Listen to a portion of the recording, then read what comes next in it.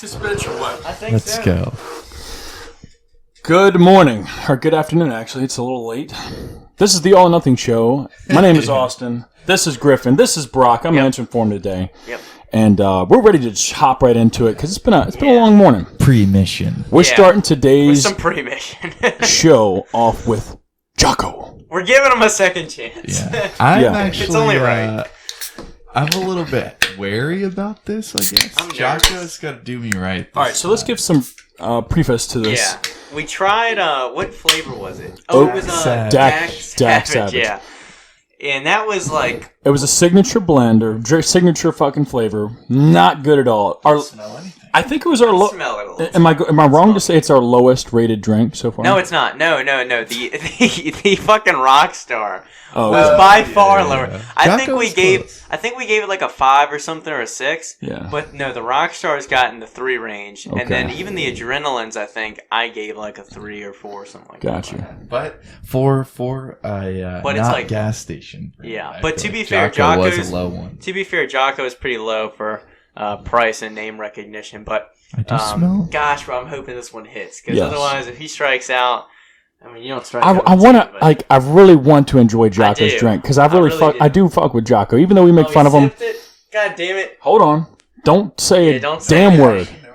But we all follow him. At least me and Brock. Do you follow him, Griffin? When you're on? I do, Okay. yes. Yeah. I mean, even though we make fun of him, or we He's very play, memeable. but Yeah.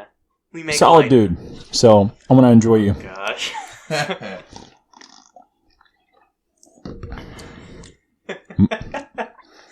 Much better than the It's other one. better, but it still has that like empty taste. You know Yeah, it's what like I mean? it's like almost like not a seltzer. What are they? Like seltzer, right? No, not a God, seltzer. the aftertaste is What bad. are those carbonated You know what I'm waters? talking about? No, you're right. You're they seltzer. seltzer? It's a seltzer. Yeah. Yeah, God, it's just with both of their drinks. It's And just like an it's empty you know what? taste. It's because of this. I forget that they use monk fruit. Yeah, They use monk fruit. actual They don't sugar. they don't use sucralose or sugar or anything. They use monk fruit, and that's probably why. Yeah, never again, Jocko. I'm sorry, never again. Yeah. It's So I'm not going to pay you back for these drinks. Just kidding. hey, Because Griffin, he actually saved the day. He went by Vitamin Shop, picked Oh, these you up. did? yeah. Because I would have been much later. Well, I just said that, if he's running a little behind, I'm already on the way, so I'll just run. down. So yeah, this is where we scooped, or where Griffin got them from, was Vitamin Shop. So you can find these and pass by them The at one- Vitamin Shop. Yeah, walk right by The him. one redeeming quality I will say about the Jockos that I feel like I remember from last time is that it did give us a Oh, they big did hit energy us, boost. yeah. Oh yeah, you're right. Yeah, I do remember getting a boost So from this it. flavor, for everybody that's probably listening and isn't looking, is Tropic Thunder. Physical plus cognitive force multiplier. Damn. We're doing multiplication. Yeah, this shit's not enjoyable. But it's not too bad that you can't drink it like some past. I don't understand. Pasteurized? Yeah, what bacteria Yeah, would like be living? what do we got going on here? But anyways, I mean, whatever. It's go time, damn it. What would you say your review is? It's gonna be another 5. Let's say a 5.3. So I'm hoping that's better than the other score I gave the last one, but definitely a 5.3. It doesn't, in my heart, it doesn't deserve much Yeah, more. give it a 5.5. I would say probably like a 3.5. Oh, shit. I don't know I think I rated the other one similar to that, but it really just like, I don't know. It just Who's not buying doing it this for and me. actually continuing to buy it, though? Yeah, I am. I mean, even if I surprised really that, like Jocko, there's no way I'd buy a whole pack of these. did he say all systems go on this? Did he try it before you sent it? All out? systems go. There's no way he Over drinks and this out. stuff. No way. Jocko, dude, you're cool, but we I gotta know. we gotta work Maybe together this on is these what trains. wakes him up in the morning of. Oh, Yeah. Okay, Yeah. I'm awake. See, the thing is, like, Stop it. let me Not ask another y'all: sip. are y'all like that conscious and worried about using artificial sweeteners, like don't give a sucralose or carrot? Like, I mean, I don't want to mess with like high fructose corn syrup, which is actually shown to be like have some adverse effects to your digestive tract and like just overall your health. But like sucralose, I haven't seen all the studies, but I've seen a lot of studies to where it like minimal use daily doesn't really affect many people, or even I forgot what they tested, whether it was rats or humans. But Well, and it's also like for me, I don't know. Like I only really will have one energy drink like a week, it's not like you're drinking it throughout the pre-workout day every day. So Yeah. it's not like I'm drinking a 2 liter of something.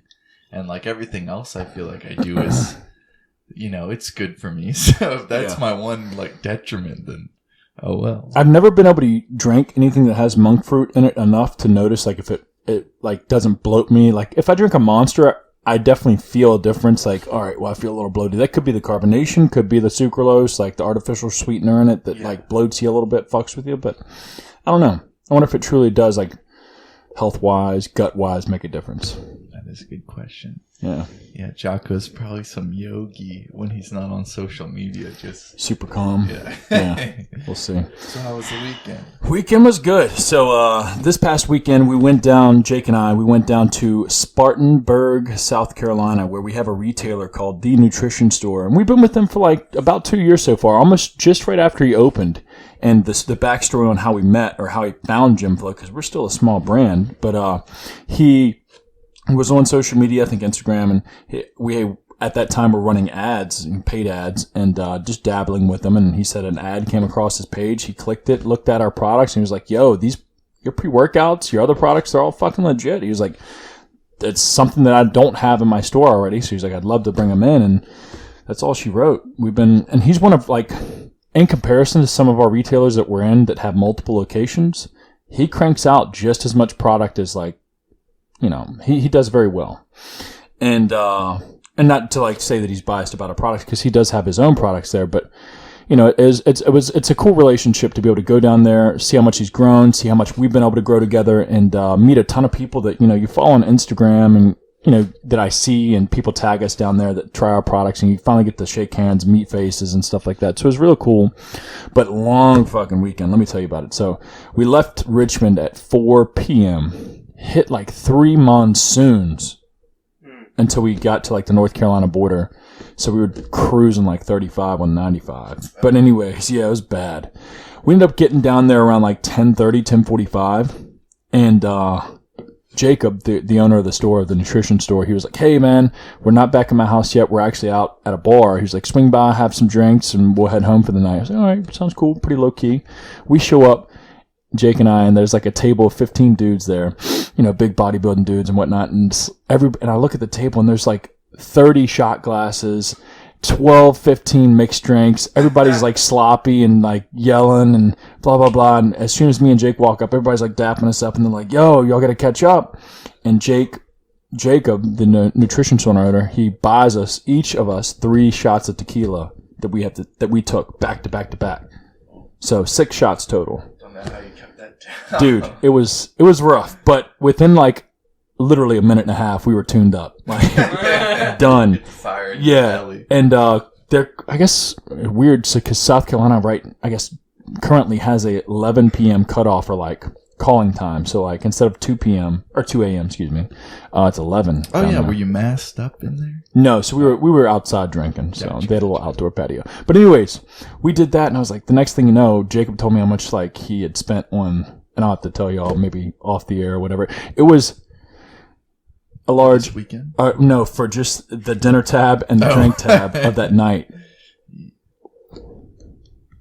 That was 4 digits. Oh my God. 4 digits on a bar tab. Yeah. Jeez. And I was like, "Oh my God." But anyways, it was a great fucking time. We ended up going back there and crashing at like 2 a.m. Woke up, went straight to breakfast, still hungover, drinking beers at 10 a.m. just to try and chase the hair of the dog. And Jake probably Supplements. crushed. Hell. Yeah. He had 2 kegs at the party, at the event, parking lot party. But if those weren't there, I would have been miserable because like it literally just kept me moving. Jake probably crushed 8 beers Saturday just out in this heat. I mean, they were going down pretty easy. But anyways, long weekend. But Jake's a champ with that stuff. he is. Practice He from is. the green. He is. Oh yeah. Yeah. But got to meet a bunch of people, see a bunch of people like Doug Miller, Meaty Thighs, met a few other brand owners that are very, very cool and very helpful, gave us some perspective and things to maybe look out for as we continue to grow.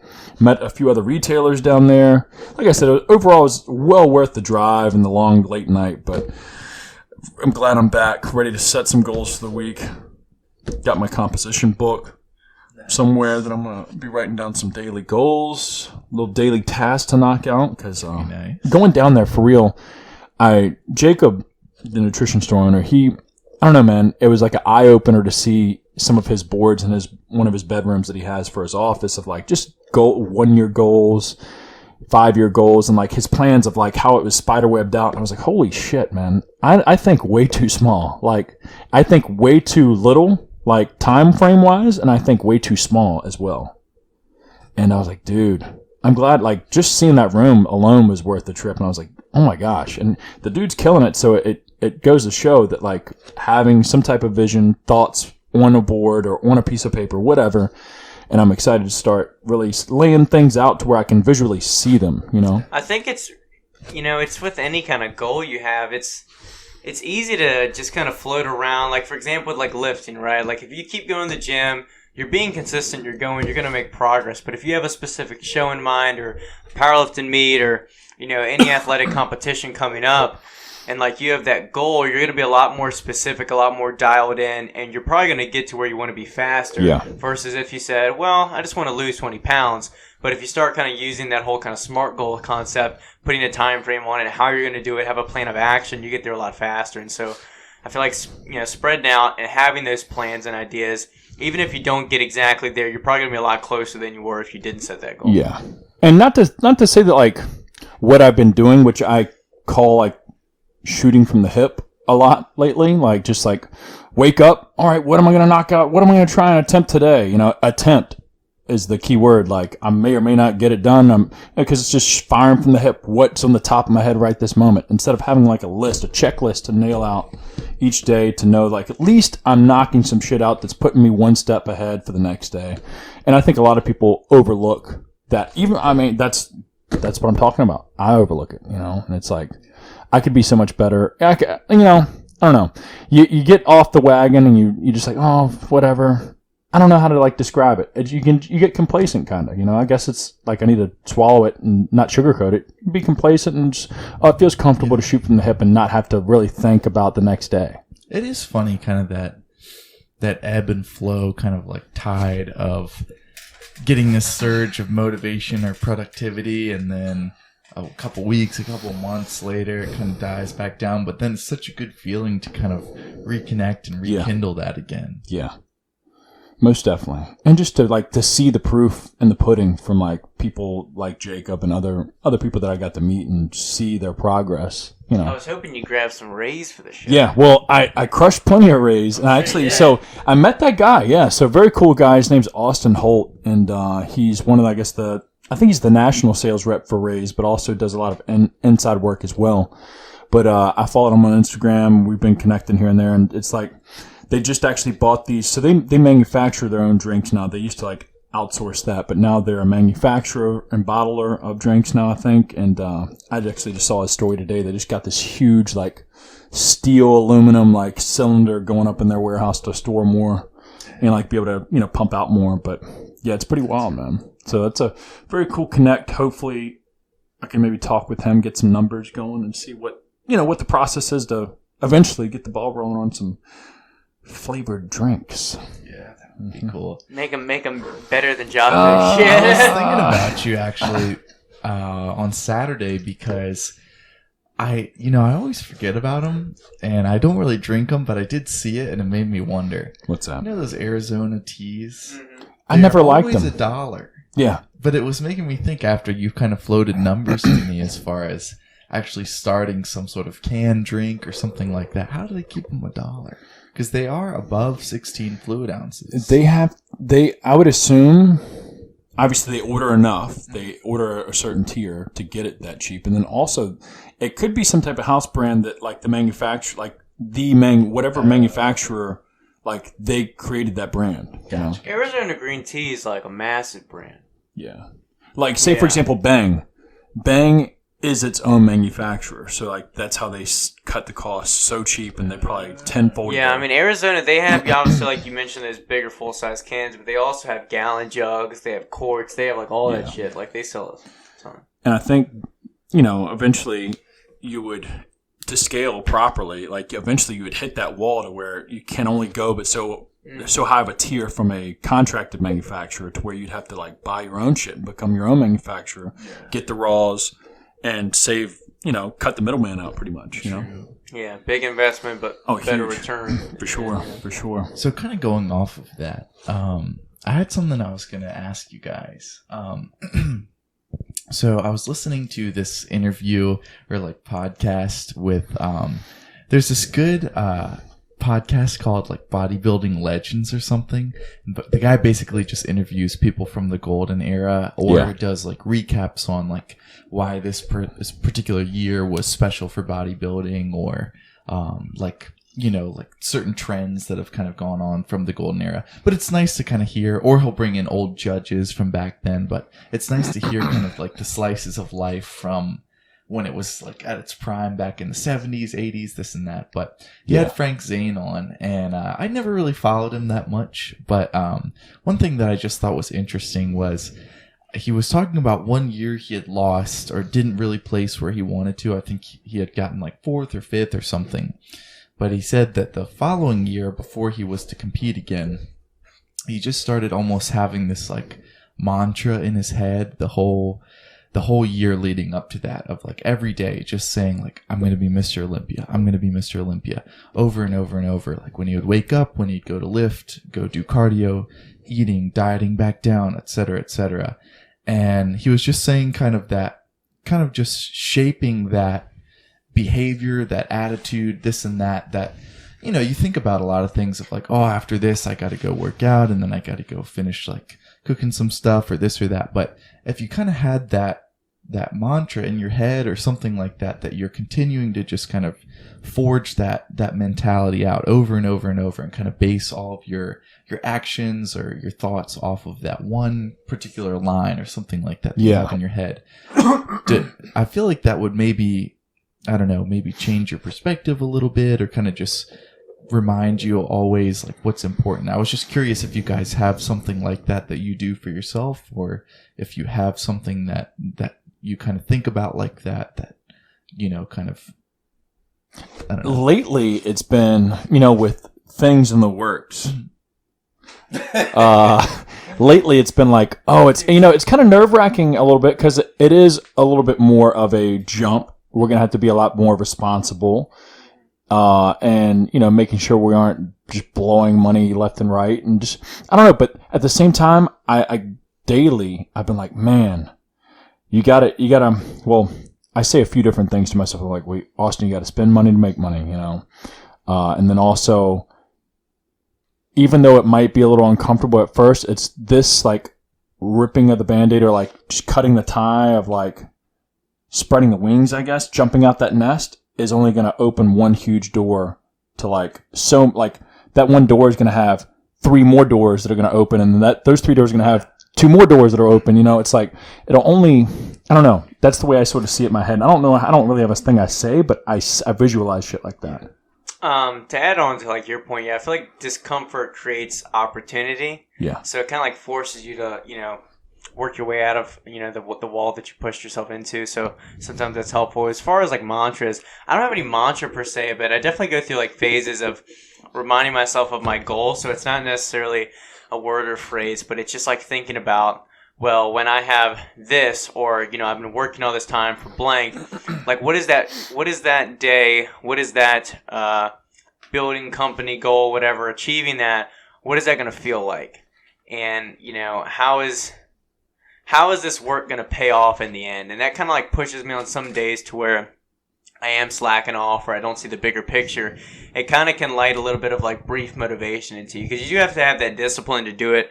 I think we talked about this before. Like, you can have discipline to like get it done, but just getting it done is one thing. But getting it done to the best of your ability, that's kind of where you need a little bit of fire, you know, to kind of spark that energy. Yeah. And then with my show specifically, I did have like a little bit of a song that I would kind of play right as I was warming up before I went out, because it was basically a warm-up or a walkout song from a UFC fighter I really like. And it was like a mixture of We Are the Champions, where he's like, I paid my dues, and it goes like time after time. And then it breaks off. But in his version, I had to mix it because they don't have it online. But then it kind of like, after like that, kind of right before you get to the chorus or whatever, it breaks into this song by Jadakiss, which is like, the champ is here. And it's like hype. But anyway, because one, the dude's the champ, and he has some like, shit going on to where it connects with the paid his dues, but everything. But anyway, point is, sometimes, it's that little song, it's that little mantra that kind of snaps you into that mentality like a sleeper cell, whether it's real or not, whether it works every time or not. I think we all have those songs where we put it on and we're like ready to rock and roll with the weight. We're ready to stop being a pussy or whatever it is and get it done. Yeah. That's a good point. I was hoping you weren't going to say 10% luck, 20% skill. No. And That song I've never even allowed Power to put and on will. the playlist. Yeah. Dude, yeah, he should have, like, 300 violin Linkin orchestra. Park, dude, you shouldn't have did. Anyways, everybody, some people probably like him. Hey, he is doing what he's doing, living his best life. But I do deep down, I guess, like, I mentioned this before in another show, but I call myself names a lot too to like get myself fired up. Positive or negative? Negative, super negative. Hey, big head. No, worse than that. Usually you're a pussy or a bitch. Can't be a bitch your whole life or a pussy your whole life. And I probably repeat it a lot. We were talking the other day in the gym about how, like, I think this happened. I think we had this conversation where you were saying how you're starting to be similar to, like, me in the way that, like, that negative kind of reinforcement or, like, trying to, like, prove yourself. Maybe I'm making stuff up. Did I talk about that at all? Elaborate on that. I'm trying to remember. I feel like, because before I used to talk about how, like, I use a lot of negative motivation to where it could be like people, doubting me, right? That's what we're talking about. We're talking about like just thinking that people are doubting you, even if they really aren't. Like no one really is probably paying attention to whatever you're doing on Instagram, or whatever. But just thinking about like, these people are doubting me, and like kind of like that idea of just proving them wrong, not for their sake, but for your own kind of just perseverance, or whatever. But anyway, I don't know where I was going with that, but I went with it. You like to hear yourself talk? Yeah, sometimes I start talking. I'm like, where am I going? Sounds I good. was thinking about that actually on the ride over, and sometimes I feel like I get too much into tangents on here with y'all. But I was thinking about, with a lot of things, I feel like I'm passionate in life. When I first started to delve into that, I feel like I get detractors of like, when I first started to lift, family friends would tell me I have an obsession, or when I first started to kind of watch what I was eating, I have an eating disorder, or when I started to be a trainer, you're never going to make a living doing that sort of thing. And it's almost like, maybe I do kind of have a God complex of I think I know better than everybody, or like there's a select few people I respect, but like it is almost that like, okay, well, regardless of what you say, like, either I will do it or I'll figure that out on myself. Like, you're not going to tell me that how I'm going to feel about something or what I am or am not about something, if that makes sense. But I do feel like, with everything I feel like I am passionate about, with those detractors, it's almost like, I would rather just, if I am obsessed, I would rather be obsessed. Like, I'd rather, like, not just be, just indifferent about everything, I can add to that a little bit because Maddie and I were arguing the other day just because, like, with all that we've been working on, we're getting a lot of different opinions from parents, from friends, the small circle that, know what's going on or whatever. And anytime I just get what I feel is a little bit too much of devil's advocate and a little bit too much of, oh, well, have you planned for this? Or, this, economic disaster, or have you planned for like a tsunami coming in and smash? It's like sometimes I just feel like, I'm tired of listening to like, I mean, you do got to plan for bad things to happen. You do got to have some savings, be prepared for whatever it is. But at the same time, I feel like there's so much focus on the negative, focus on why we can't instead of why we can. Yeah. And like you said, I just have the mindset of like, if things come up, I'm going to work around it. I'm going to figure it out.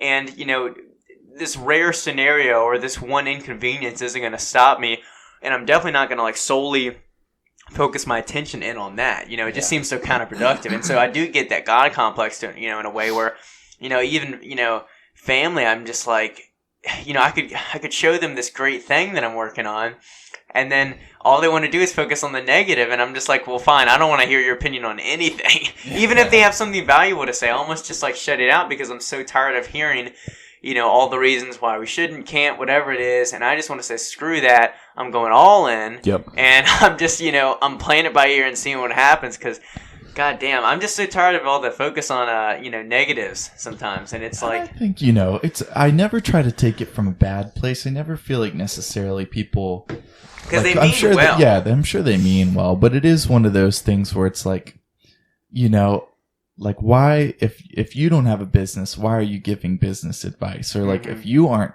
healthy, why are you telling me I have an eating disorder? That's how I feel. I've heard, and to pay, I guess, due to credit per se, to like Andy Frisella saying, why would you take advice from somebody that you don't want to be in their place? Very exactly. good Like if they aren't in the place that you want to be or haven't done the things that you want to do, like why would you be taking their advice to begin with? But yes, it is your parents. You should respect their advice, but then also be like, hey, there's gonna be, I could die in a car wreck tomorrow or some shit. That's what I mean. Like we've had a lot of scenarios. To be super vague about it, a lot of things of like, what if this comes up for 10 grand, or what if this, random thing happens? But it's like you can't always plan for the worst scenario. You do have to be as prepared as you can for it, but it's like you can't plan for every month to be some natural, like some incredible disaster, and like, oh, now we're ready for all of those like things to happen. When it's like, you just got to put your best foot forward and just follow the plan. If things happen, then you work around them when they approach. But you just focus on the negative. It just keeps your feet stuck in the mud, and you end up going nowhere. It's like if you were to go out for a drive and just think about like the all brakes the car could wrecks, fall out, or like somebody could be drunk. And there goes the analysis or paralysis by analysis. By analysis, That's a good sign. But moving forward along, no matter what. Yeah, dude. Yeah. Of course, this is the All or Nothing show. Big things coming. That's how you made the cut, dude. So you get vetted in. I want to talk about our goals recently we've been working on. So I'll touch on the running a little bit, just because I had a little bit of experience this morning. So it's been like 3 weeks, I think, that each of us have been consistent with our goals. Yep. So running 3 times a week. Actually, yesterday was the first time I hit under 8 miles per mile on like more than 1 mile. Basically, on average, I was running under 8 minutes per mile, which is a big success for me. I don't think I've ever done that before in my life, and so I was really happy with the pace I'm pushing. Now the goal is obviously push past that, or at least hold that pace for 3 miles, whatever it is, moving forward. But I've been very motivated to like keep pushing forward, keep being better. I saw a 10,000 athlete, since I am an ambassador athlete with them. They threw it in like the chat room, and one of their athletes, Adam Klink or whatever, he did a sub 5 minute mile. So I think it was like 4:52 or something. God. And a 500-pound squat in the same day. Oh. Did you do a squat first or after? Doesn't say. It was after. Oh. Well, you got to. Yeah, I don't know if I'm running after a 500-pound squat. But anyway, and so that's what I take away from it. It was also 50 kipping pull-ups. I didn't really take much. Let's not talk about that. Yeah, I turned it off. But but as far as that alone, though, I was just very impressed and very motivated, because obviously I can do neither. You can do the kipping pull-ups. Yeah, I can do the kipping pull-ups, but I was just very, very motivated, and the biggest thing I just forget is how young I am. And as far as like, I hate to make that excuse, because I always want to set the bar so high for myself that I am not like, oh, well, it's okay that I'm not there because I'm not 24. Or it's okay that they're further along because they've had more years training or whatever. I don't want to make excuses for myself, and I always want to be far superior to my peers as a fact of like, progress in life. But at the same time, though, as far as athletic ability, maturation with my body and everything, I feel like I do have years to go when it comes to strength, and even when it comes to like endurance and actually achieving these things. And one thing I have to remember is that I've only been running consistently for like 3 weeks. I've been running, somewhat for like, a year and a half. But I mean, that's 1 day a week doesn't really count, to be honest. And 3 days a week is still like mild training. So I feel like for me to kind of be like, oh, why am I, stalling in progress, or why is blah, blah. I got to remember, one, I need years. It's like me, lifting for 3 weeks and then saying, where's my 315 deadlift, So I have to kind of put those things into the perspective, and I'm glad that I have had the history with lifting that I can kind of relate it to.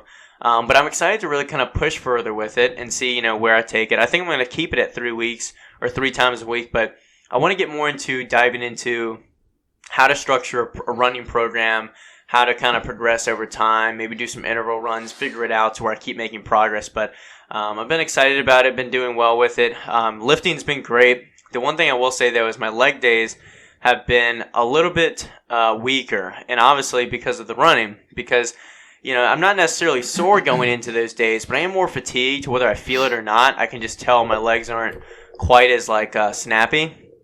And so the past 3 weeks squatting on Mondays, been a little bit weaker, probably 10, 20 pounds less weight on the bar for the same rep ranges. But I think it's just one of those things I got to sacrifice for now and then work back up from there. I think it's a sacrifice I'm okay with taking. I think I'm still a strength and, physique-oriented athlete, but at the same time, I'm okay with giving up 10, 20% of my, priorities as far as, training, and putting that over towards running and just, being a little bit more of a hybrid athlete. Yeah. And see where that takes me, at least. You feel like, the running, even though you'd lose a little bit now, strength-wise, that would only condition your legs for when you get back into it and start eating a little bit more and recovering a little bit more, that your legs would be able to almost break through and almost probably jump up in some numbers because they'll be that much more conditioned. Yeah, I mean, it's different because it is more endurance rather than, fast twitch going on, but I do feel like they're going to look a little bit leaner, maybe a little bit more conditioned after, years of this. And I am eating an extra, 300 calories, depending on how much I'm running, give or take that, on the days that I run. So I'm staying in a surplus. I am 190 pounds or 189 right now. So I'm still, gaining or maintaining my weight. So ideally my strength isn't going to go down. But again, with that much work on your legs, it's hard for them to stay, to fully recover. And you're squatting once a week, obviously. Are you deadlifting also once a week? Yeah, so I squat on Mondays. It's my usual kind of leg day. So you're training legs, almost like me, twice a week. Yeah, I've always been. Well, the past 3 years, I think I've been training legs twice a week. I think it's the best way to do it if you really want to see growth. So I train back squats and usual leg day on Mondays. I run Wednesday mornings, probably 2.5 miles. Thursday is my rest day, so all I'm doing is running that day. And I usually try to make that a little bit further of a run. So I did 4 miles this past week. Usually it's going to be in that 3 to 4 range. And then Friday I have legs. So that's, 2 days of running in a row basically. Then I have legs on Friday. And, what I've been doing on that was, for a while it was a hamstring focused day. It was deadlifts. Then for a while it was front squats, but still a leg day overall. And it's still going to be a leg day, but I'm thinking about, keeping it a little bit more like a freestyle kind of workout to where it is leg oriented, but a little bit more open to maybe some different plyometric exercises, still deadlifts, still some strength movements, but maybe some box jumps or maybe some lunges, something that's more dynamic and less bodybuilding heavy. Yeah. And just seeing where it goes, because I think at this point, I just feel like my upper body has nothing stopping it from continuing to grow and focus on hypertrophy, but my legs, I don't see them getting that much bigger with all the running I'm doing. If anything, I'm maintaining or conditioning them a certain way. So I think the goal is just improve their condition, improve their strength as much as I can, but as far as just pumping them with leg press and leg extension, it just seems unnecessary, and it might just be tightening up muscles that, are just going to, negatively impact my running. So yeah, the biggest thing I've been trying to do is just play it by ear, listen to my body, recover as much as I can, stretch after every single run, and give it, full time. And yeah. Speaking of stretches, what have you been changing any type of stretching or recovery routine up, with yoga, for example, or anything in particular? Do you do you have anything in particular? Or are you just doing basic high school stretches type deal? Mostly basic static stretching. Before my runs, I do some dynamic stuff, some Frankenstein, some squats. Mm-hmm. Nothing too crazy. I do want to step that up a little bit. I think I do enough, but the more I'm consistent I do it, I feel like I can do more and just, better prevent anything from getting too tight or hurting something. As far as after, just do some basic static stretching. The only thing, my usual leg day stuff, so hamstrings, butterfly, quads, some low back stuff. The one thing I definitely add in more, though, is hip flexor work and maybe some deeper glute stretches. Because a lot of that stuff gets tight when you don't even realize it.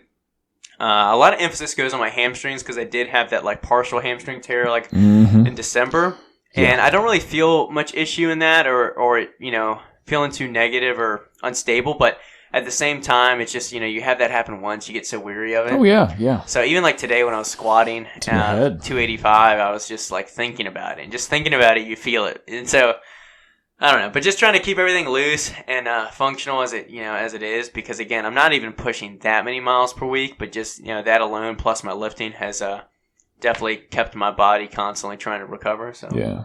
Well, as the good man says, functionable and fuckable. But my goal, putting not writing it down per se, but I am kind of setting it in my mind, is by the end of 2021, so this is kind of far out, but I feel like I need to set it further, is I want to run a sub 6-minute mile by the end of 2021. So that's plenty of time, and again, it's just like a 1 mile thing, so it's not like I want to average sub 6 minute, but I would like to run sub 6 minute with the goal of, at some point in my life, maybe pushing towards that under 5 minute area. That's trucking, dude. Yeah, it's moving. But who's really, kind of, I guess, serving a little bit as inspiration. I think we briefly talked about him, is that Nick Bear guy. Now, granted, he's definitely on some, like, HRT. He's got a little something, because he maintains a lot more muscle for the lack of strength training. He lost size. He might have lost size. He still has a lot of size. I think he's still... He's 194. Okay. I mean, he's I don't follow him, but I still see pictures or posts of him. And I think he's still like close to 200. Yeah. No, he might have lost size, and mainly in his legs, but his upper body is still pretty chill. You know who also has been training to run, and I watched his last one about running, is Rob Bailey. He trained. He's been doing some Yeah, interesting he trained. functional- His goal was for a sub 6 minute mile. I don't know if he hit it or not, but he trained for 6 or 8 weeks to do it. But his mile wasn't bad off. It was still like fucking under 7, I think. And then he was trying to get under 6, and I think he just broke it like a week ago or 2 weeks ago. Lost a lot of size though. I think he was like almost 215 pounds, and dude used to be like 300 pounds. You know what I'm saying? But yeah, Nick just seems a little bit more relatable in a way. But at the same time, though, again, like I said, I think he's got a little bit of PED action going on as far as helping with recovery and maintaining his strength and everything. But I was looking at a video with him explaining how he splits it up, and he runs like 6 days a week. And he lifts, I think, 5 or 6 days, but he doesn't train legs. I was looking at how he split it up. Half the days are like core You probably training. can't. If you're running 6 days a week, That's you what I'm probably wondering. can't. That's what I figure. Is there's no way you can actually train them hard. Time to give it up. No, I'm not doing that per se. It's not worth it to me. Jeffersons and running. But yeah, just Jefferson. But yeah, he was just training like core half the time, and then the other time was some push, some pull. But I just noticed that I was like, no legs. I was like, I can't quite do that. But I'm motivated because seeing him, he ran under 5 minute mile. He ran a 3:20, I think, marathon, which for his size is really good. But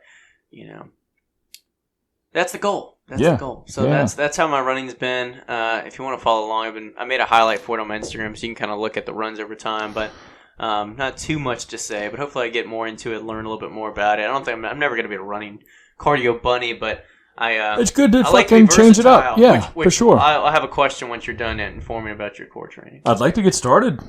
I'm just kidding. Yeah.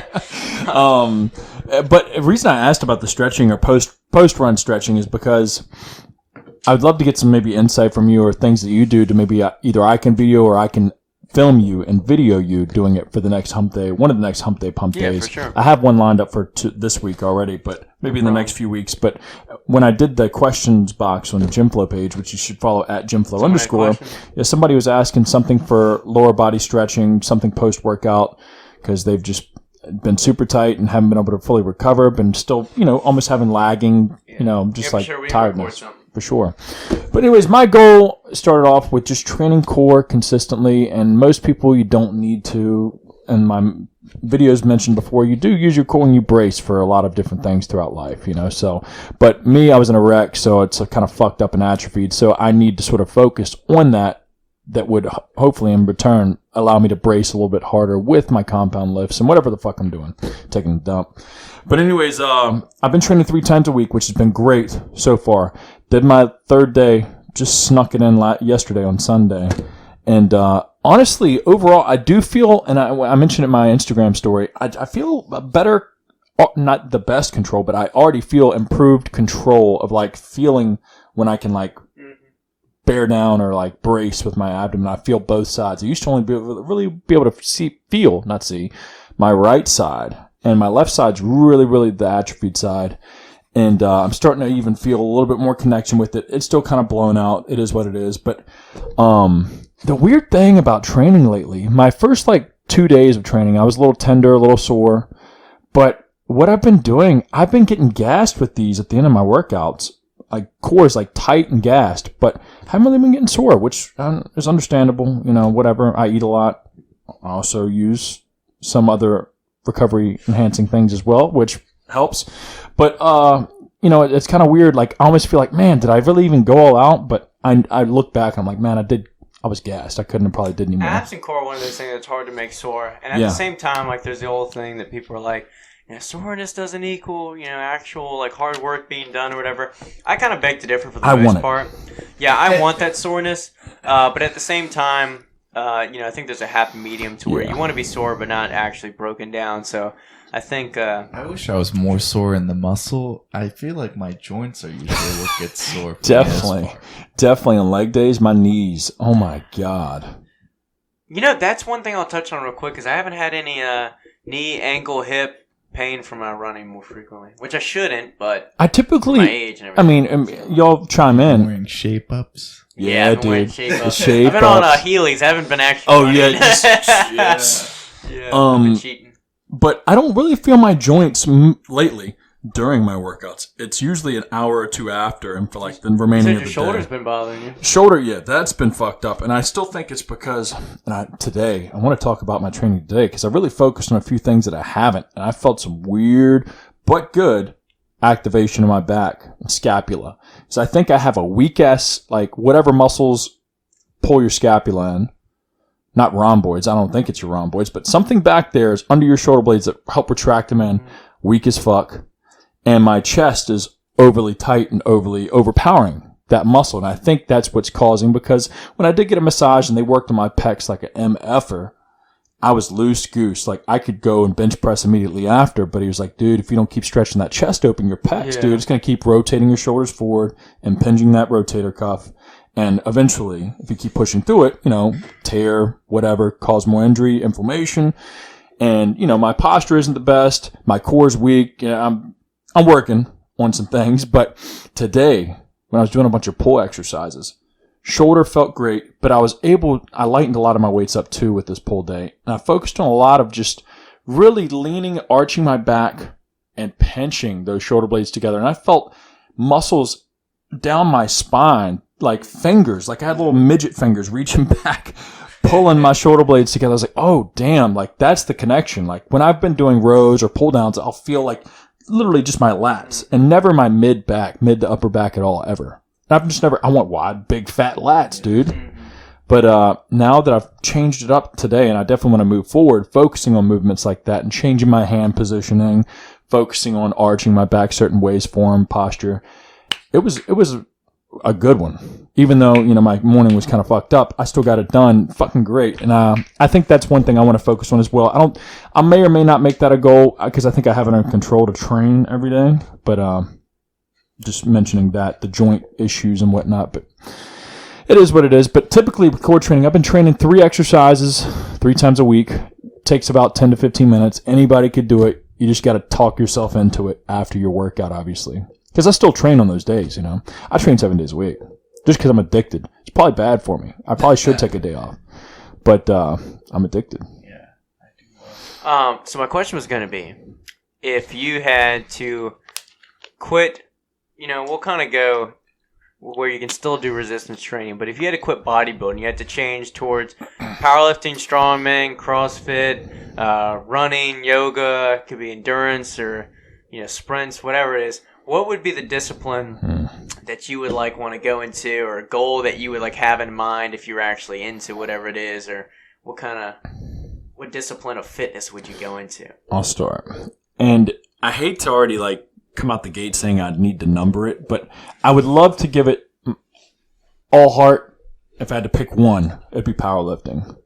Even though I feel like deep down my genetics aren't built for power or lifting, but my back already kills me, my knees ache, my shoulder. But I felt like if I was able to straighten some things out, that would be, I feel like if I wasn't, hey, no more bodybuilding, I'd try powerlifting. But after that, if I did it for 3 weeks and I was like, yo, my body can't handle it. I'd probably do CrossFit for real. Because I do like the aspect of like just drilling yourself into the ground. Like even though there is a bad reputation or some bad reputations about CrossFit, I love the fact of like most WODs and whatever, like they are built to just drill you into the ground. And lately, that's like, even when I train like a bodybuilder, quote unquote, I love just like going to failure and like really just getting exhausted with some of my reps and sets. And I'm like, damn. Yeah, I'll say there's a good feeling, and we all have clients, so we kind of know, like, sometimes we'll have our clients go through a workout and they may not feel at the end like they're just out of breath and broken, but it's like,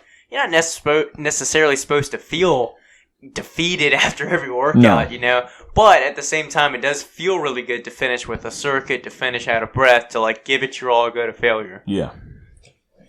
Yeah. And I'm sorry to cut, but like, yeah, even with like training like that, I definitely, it's the point of like making it through it. You don't want to, do these workouts and not be able to like complete it. Like going through the whole thing, completing it, getting that sense of accomplishment and like, damn, that was a fucking workout, like time to chill type deal. I don't know. I get the endorphins just, obviously I'm an addict. We all are. But anyways. Before I ever started lifting, I was very much into rock climbing, and I would do that for about 3 hours a day on the weekdays, and then on the weekends, probably 3 to 5 hours. And it was like even before lifting, because both of which I feel like once I kind of hit my stride, with anything I feel like I'm interested in, I just like obsess over it. And with climbing, I just got really, really good at it. And I could, I don't know, just do like the highest numbers that were in the climbing gym, and anything that was upside down or that you had to jump for, or did you ever go out and do it on I have done that before, yeah, too. So difficult ones are just kind of mild. Just kind of mild, just because with those you have to like set yourself in, and I never really learned how to do that. I mostly would just go to the indoor gym and do the top rope ones, but with that, I still do miss it. It's just expensive. It's like $50 a month to be able to be a member at the gym, and you have to kind of have a partner to belay you usually. Mm-hmm. So to me, I just don't really have. Maybe if I went there more, I could find someone to go with regularly, but I don't have the cash to be able to pay for that kind of thing. Sometimes like the money or with some disciplines or just sports overall is tough. Like, if you're really into skating or even we've kind of run into it with like shooting, right? And you want to go to like the range. It's like some of these things, if you don't kind of, either have some in or have your own kind of place to go and practice whatever discipline is, it's difficult. It's expensive. One thing I feel like too is I'm such a person that wants to just do everything, try and dabble in every kind of thing I can, every skill. And, like I mentioned before, I wanted to get into BJJ this spring, and of course all the COVID stuff happened, and I still want to get into jiu-jitsu at some day and learn that discipline or Muay Thai or some kind of discipline. And, but the problem is I don't know how I'm going to structure my fitness. I'm definitely going to have to drop lifting to like 4 to 5 strength training days, and then fit my running around it. Running honestly doesn't make my body too brutalized. It's not too broken down, but it's the accumulation of that and the lifting, and if it's not timed right. And then like I mentioned before, my big fear is like going into a jiu-jitsu kind of like rolling around, and someone catch me in some kind of like leg lock, and I got like a sore hamstring. It's tight and just snap, and then I'm out of everything for a while. So yo, pause. Did y'all see, I don't know how recent it was, but the circulating video of this chick getting her leg bent back. It's, it was, I wish I had a warning before, because I was like, bar. Yeah. Oh! It's really, so the thing with that is it's really rare to have it done that way, because she was actually, if I remember it right, she was trying to get her back so she was trying to crank on the shin to do, I don't know much about it, but they were calling it like a shin splitter or tear or something like that. It's not actually going to do anything, but it's going to be very uncomfortable. So hopefully she could get her back, go for a rear naked choke or something like that. But the problem was, obviously she popped it out and she got into a knee bar. Usually it's done on the ground, and to where the legs, like the person's kind of sitting flat, then your body's on the knee, and all you're doing is kind of you're laying flat on the knee against the canvas, and you're kind of driving through your hips, pulling it up. But this one, because she was seated like on top of the girl, God. she cranked it up a certain way. Yeah. Gets me sweating thinking about it. I have to show you after, Griffin. Oh my God. The fights were pretty good Saturday. Imagine how quickly that move, that 1 second, could have ruined your career. Because, like, what if you just ripped that shit backwards? Well, so most of them obviously like tapped before something she happened. She tapped, but she was still yanking. It took the ref a few seconds. Well, it's tough because it's like one of those things that sometimes you can pop out of and sometimes you can't. Like sometimes people will try and fight out of a choke and it's a little too late and you see them pass out or whatever it is. But and sometimes people get caught in arm bars, same deal. You can snap that elbow. You see it like bend really bad. And with girls, they're so flexible that a lot of times it might bend the way it can't, but they'll actually get out of it and keep fighting. It's just, it's a crazy sport. But anyway, that's what I'm scared of. Snap out. Yeah.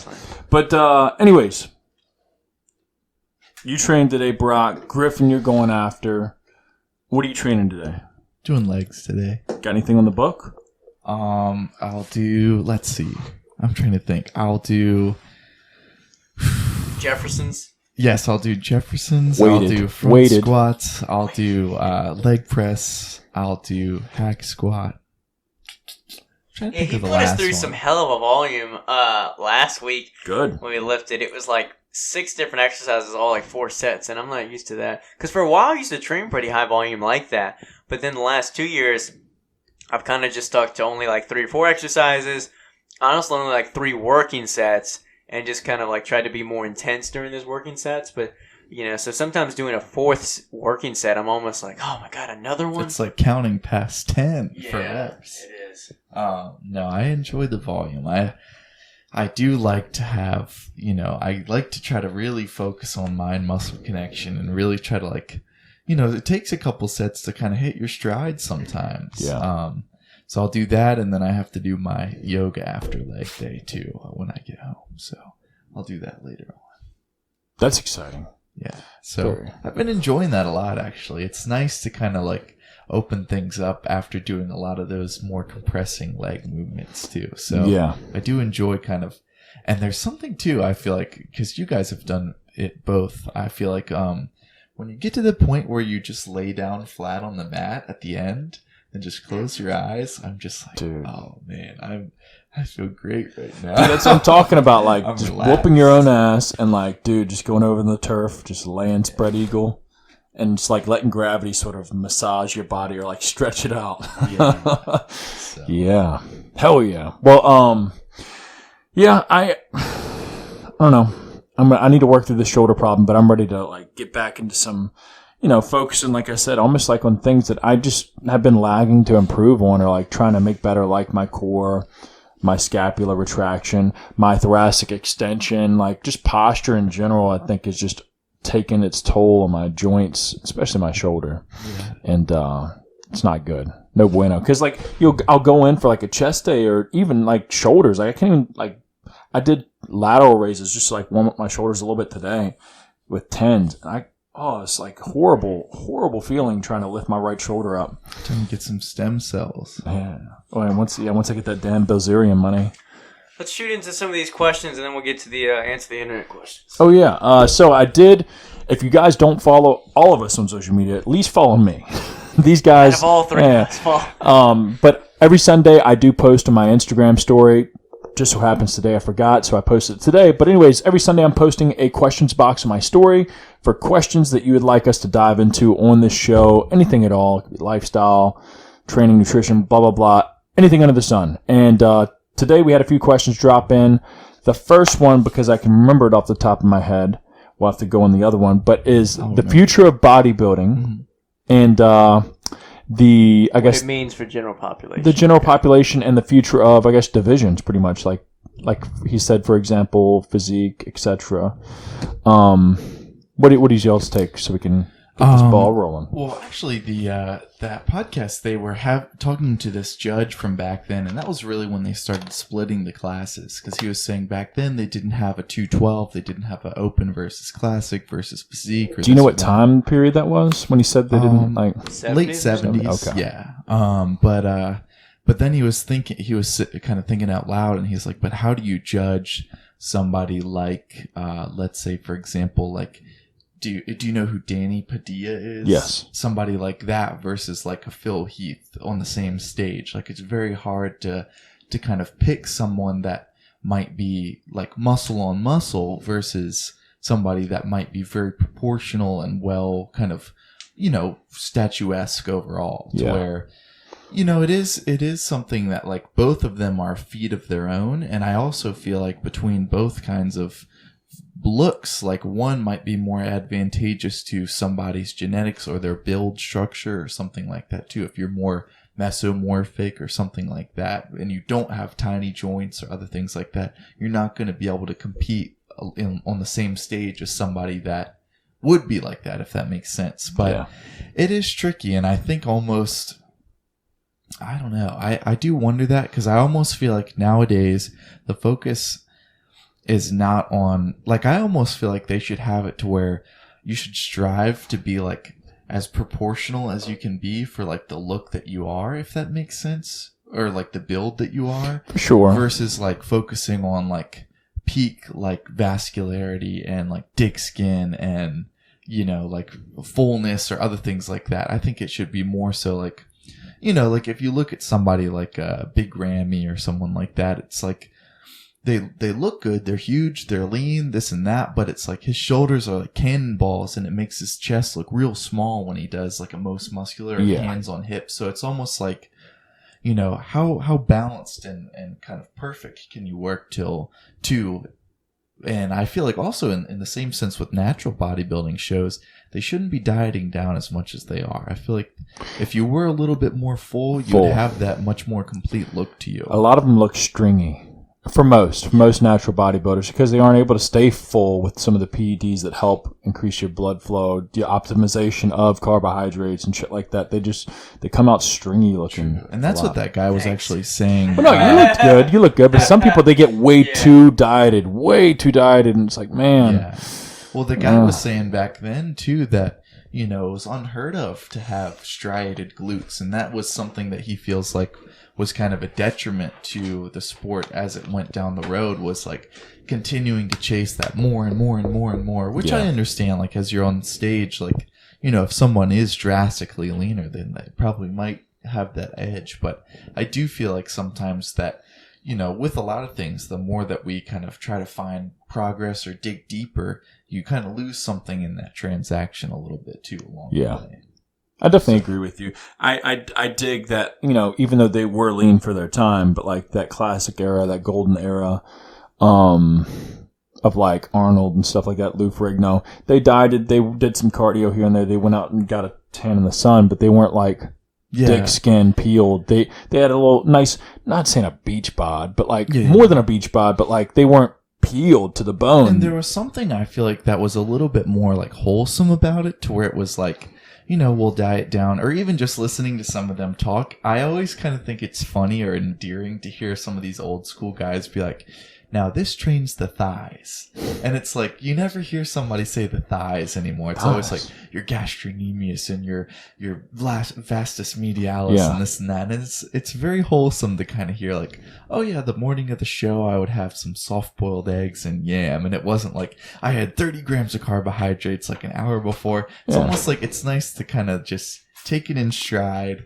It's all part of the process. We lifted, we did our posing out in the sun and got our tan or this or that, but it was almost like we did it because we wanted to. We didn't micromanage and figure out like everything by the book and textbook approach. It was more so like you kind of take what works for you and really kind of just enjoy it and kind of not overstress it. Yeah, for sure. But is there? Obviously we can pick and nitpick all day of like, oh man, those bodies look great, but these bodies are like monstrous and out of proportion. But, at the end of the day, where do we see the future of bodybuilding? Should it obviously those mass monsters aren't really bringing the appeal, at least now lately, in my opinion. Like, I don't know I don't know 3/4 of them. I don't know him. Besides Phil Heath, I don't really follow anybody else. I think bodybuilding is such a cult sport that it's going to mostly stay the same, and bodybuilding will still be like that open division is still going to be like the king and focus division. At the same time, though, I think these smaller, they're still huge divisions, such as classic, such as physique, are going to continue to grow in popularity. I think you'll start to see more competitors there. I mean, at my show, we had like twice as many physique competitors as like bodybuilding and classic combined. So I think from a amateur, which eventually will go towards pro standpoint, there's a lot more physique competitors coming up because it is just a little bit more attainable, a little bit more attractive to the average person. And as far as physique, I don't know if physique's going to be it long term. I think they'll either figure something out with it or classic will continue to grow and people will transition just because, like we talked about, physique is just weird because you're not showing your legs. The poses are just like turn around and you're not even supposed to be flexing, but obviously you are. And it just seems like a weird kind of division and way that they have it structured. I do wonder, like, you know, when they did that kind of shift between bodybuilding and physique, like, it really is weird to think that physique was like the class that you don't even really have poses. You just have like a turn, okay, let's get back in line. Yeah. But it is weird to think that like it was that much different than regular bodybuilding was too. Yeah, it's almost like I don't know. It is very, very different. Like it's not one step down or this different version. I mean, it's almost like two completely different. It's same sport, but it's just so different. Like you said, I mean, you go from 8 mandatory poses, I think it is, and emphasis on muscle and vascularity and definition and all this stuff, and you're wearing almost nothing on stage, and then you go to a board short right at the knee, covering up the legs. You just turn 4 times basically.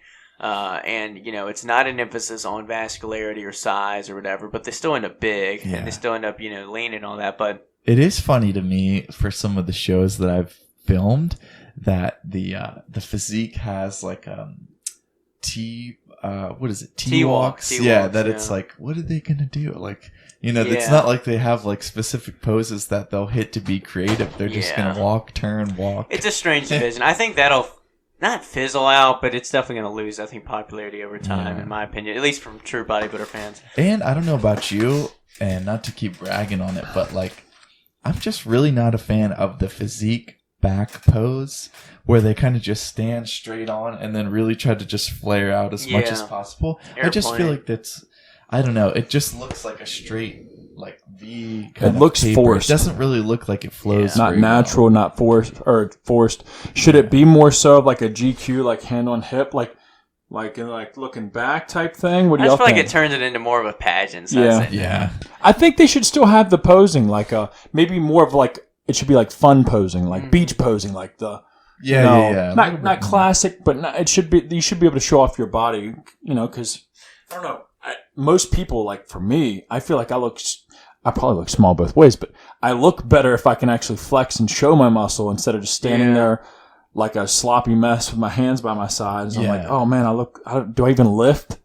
Well, I even think too, like with the physique, I almost feel like maybe they should morph the physique to having like the normal physique pose where you have your hand on your hip, but then also maybe like you said, Austin, maybe do like a little bit of like that, or like maybe like a staggered foot, like double bicep or something like that, to where it's not really like a comparison like bodybuilding would be, where it's like side by side, both facing front, doing a front double bicep, and we're checking to see the differences. Maybe it would be a little bit more so like geared towards you or kind of how you flow or something like that. But I'm even thinking about, looking at some of the old like Arnold or Bob Paris or something like that. They didn't really have that many of their mandatories like you see in a lot of classic physique or bodybuilding. They didn't really do very much like lat spreads or other things like that on stage. A lot of it was just like front double bi, or even that one where you kind of like put one hand across your chest and the other hand kind of down and you stagger your feet and kind of,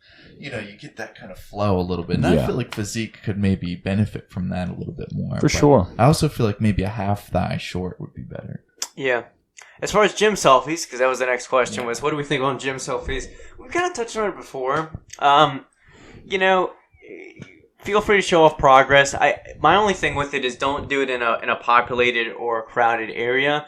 Don't do it right in front of the dumbbell rack, unless it's again like empty. And then you shouldn't feel the need to do it every day. I don't know. Like some people. I don't know. I don't really do a ton of. I mean, obviously, I do like an Instagram story here or there, but like, I just feel like you're generally there to put in work, and I don't know. At the same time, like I enjoy taking a picture. You gotta, at some point, you gotta admire, appreciate what you've done. Yeah. Take videos or photos of your progress. But if it's just for the gram and it's constant, it's just a little bit obnoxious to the people around you. I don't care so much about the selfies. What I see a lot is the Instagram live workouts, where people will just keep their phone on IG Live, and I'll see them doing like lat pull downs with the phone on the weight stack and having the phone like slide up and down as they're doing the pull downs. That's full blown experience right there. Trying to give you an experience, brother. It's interesting. You gotta pay for that. And that is the funny thing sometimes about like just the balance of having your phone in the gym too. I feel like sometimes it takes over a little too much. Yeah, I almost feel like there should be a basket like phones. A lot of people live, and I will say, I guess this is just like towards a side note from selfies, is like a lot of people live and like obsess over posting or reposting throwbacks of physiques or their physique, their gym selfies. And it's like, unless the way I see it, I haven't reposted anything in a while from like a while back, been a few months, but like if you aren't, at least in my opinion, I'm only going to post a gym selfie if I know I've made progress with something. I'm not just going to be like reposting something because I haven't made shit. I haven't done shit with myself. Like, I don't know. I think a lot of people worry about followers and likes and bullshit and just trying to stay relevant. So they'll repost something 3 different times. And it's like, come on, dude. That's the other thing too. It's just like, I don't think I've really ever, I think I've done like 1 or 2 throwbacks, but sometimes it is just like maybe it was a memorable time or like, that was my best ever or something like that. But, it's like, it's already done. It's in the past. Yeah. And like, if I'm slacking, like, I don't want accreditation for something that happened before. I don't want to be a pat on the back for something that I'm not doing anymore. If that makes sense. Used to be. Yeah. And you know what used to be's are? Or used to be's do? They don't make honey. Oh, I like that. Thank you. Coach would have put me in PayPal, quarter. Cash App, Venmo. I think we just jump into the questions. The other question that Ryan asked was kind of weird. It was about that guy guy in the gym. I don't know what that's supposed to be. Oh, yeah, I don't understand that one. I'm sorry, and then dude. the sleep thing. You got to get your sleep for recovery. Yeah, sleep. Not much else to say. And I'm not great with that. Like, are y'all pretty good? I'm very good. I know you are, goddammit. Earplugs, get the room dark. He's further on it than me. Get a little lavender Griffin's oil on gear. Yeah. Griffin's on sleep gear. Yeah, he's got sleep gear. I'm running a sleep cycle right now. I'm blasting. Honestly, like, last night, I'm thinking about last night. I went to sleep probably 11:45 and I woke up at 4:15. And like, it's no good. It's not. I was definitely dragging ass, but pre-workout will change your mood real quick. Folgers, and you're like, ah. Nah, I skipped the coffee because I wanted to go straight to pre. But I don't know. My sleep isn't good. It probably doesn't help with some of my habits. I eat right before bed some nights too, like a lot, because I forget to eat, and I'm like, I need to cram 1,800 calories in before I go to bed. So let's load up, and I'm sure that does not let me go to sleep. Along with probably, I've heard. I don't know if there's any studies. If I do smoke some nights, I'm sure that affects my REM sleep and whatnot, but it does help me go to sleep. I don't know how deep my sleep is. I do need to get better with that, and that's one thing I think that could help me progress in some things. For sure, especially with my mental too, And I wanted to, chime in on that last question, not the last, the one before that about the future of bodybuilding. We haven't seen it yet because of COVID, but I think one thing that was going to be changing the future of bodybuilding, and if bodybuilding survives, it's going to be more so lifestyle fitness, is Athleticon with The Rock.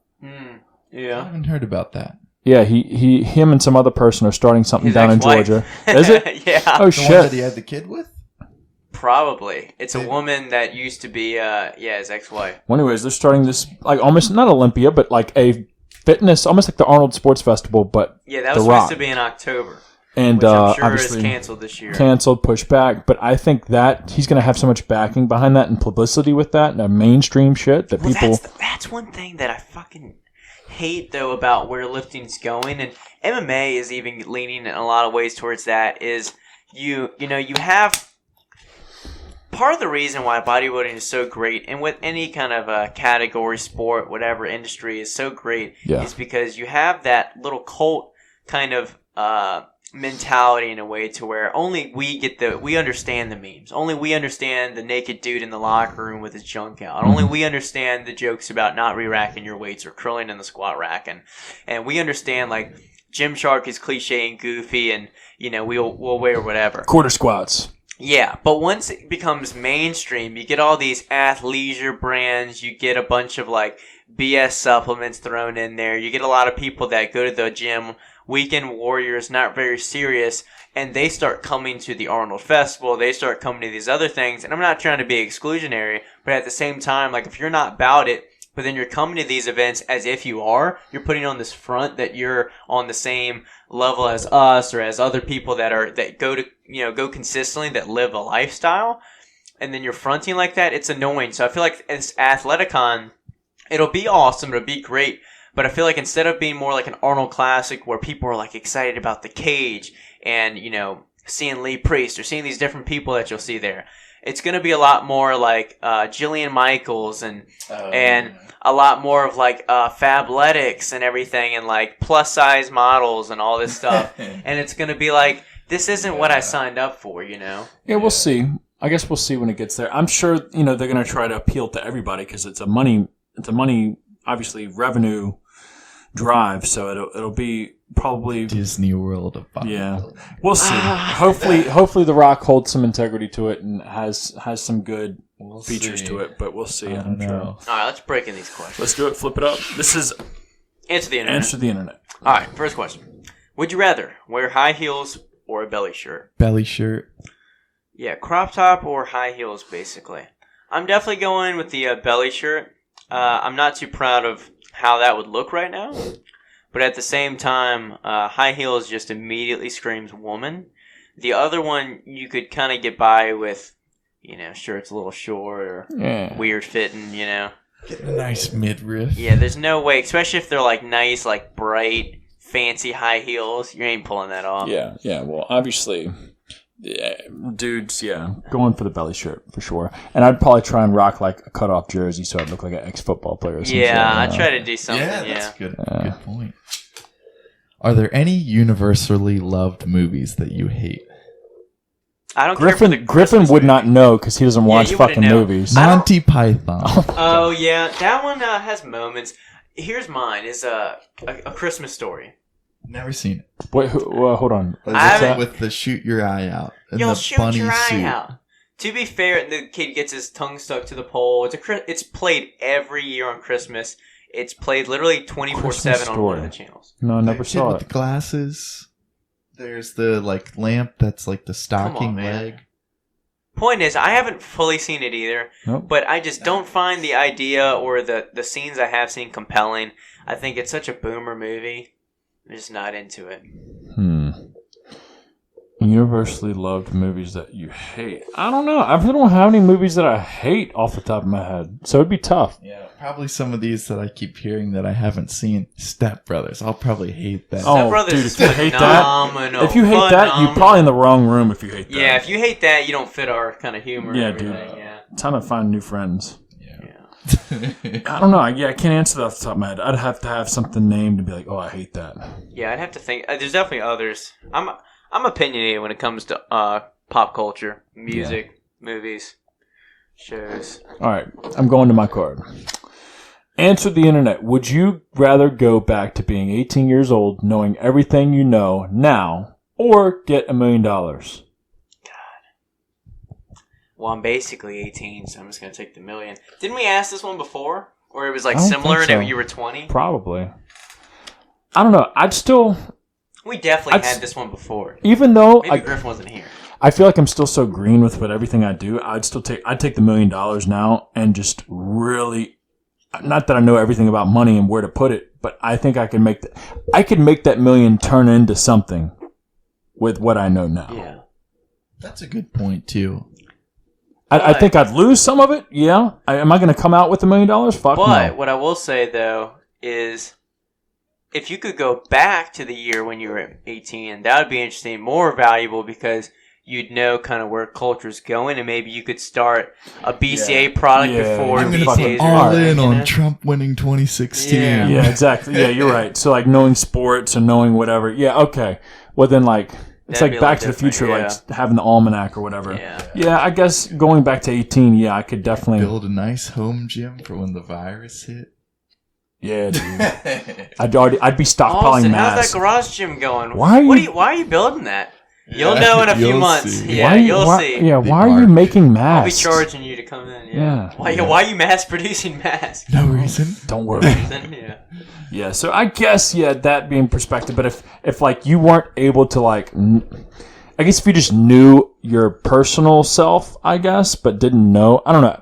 If I'd probably still take the $1 million right now cuz I don't want to like have to grow up again. What would you do, Griffin? I would probably, I feel like it's kind of out of character, but I feel like I would say $1 million too, just because I feel like, with a lot of things, even if they were mistakes before, like I'm happy with coming out of that, and I'm happy that I've gone through them. So for me, like for 18, I don't know, like I'd rather not go back and be like, oh, avoid this or don't do this or other things like that, and not have learned the lesson, if that makes sense. Even though I guess I would have been going back with that knowledge, I still feel like some of these things needed to happen. I feel like we generally know what me and Austin would do with the money, but my question is, what would you do with your $1 million? I would probably just buy a small, like almost the equivalent of a studio apartment cabin on probably a dozen or so acres, and then make a little bit of a farm, build out like a home gym compound sort of thing, and then just be settled. Live off the land. Yeah, I'd invite you guys over Buy a if few you wanted women. to. And then have probably $900,000 the old left over. times. Damn. Yeah. Very bargain. And then I would bargain fly problem. out to an Eastern European village and pick out a blonde with high cheekbones and nice hips, and I would tell her father, I'll buy you any cow you want. And I buy you trade goat. Yeah. I take your daughter. I'd fly her back, and she wouldn't know what social media was or anything like straight that. to she my, would straight be to on I my- would put up like cell phone jammers around Yeah. the property with my money, and then we would just have a big, So like probably you blindfold her and take her straight to the mountains and be like, this is life. So yeah, that's what I would do with the $1 million. Nice. Right, so we gotta make sure he doesn't get the $1 million. Yeah. Hey, don't hold me back, man. Crushing my dreams. Hell yeah. Well, I guess that's it, guys. We had a nice short one today, but it was good. Good to get back in the saddle, gearing up for the week and whatnot. Hopefully, y'all are out there crushing it. This is the All or Nothing Show, and if you'd like to follow us, give us all a follow in the description. Check it out. We have all of our links right there. And if you'd like to ask questions for the next show, make sure you follow me, and I'm sure they'll share it most of the time on their social medias. And until next time, y'all, we're out of here.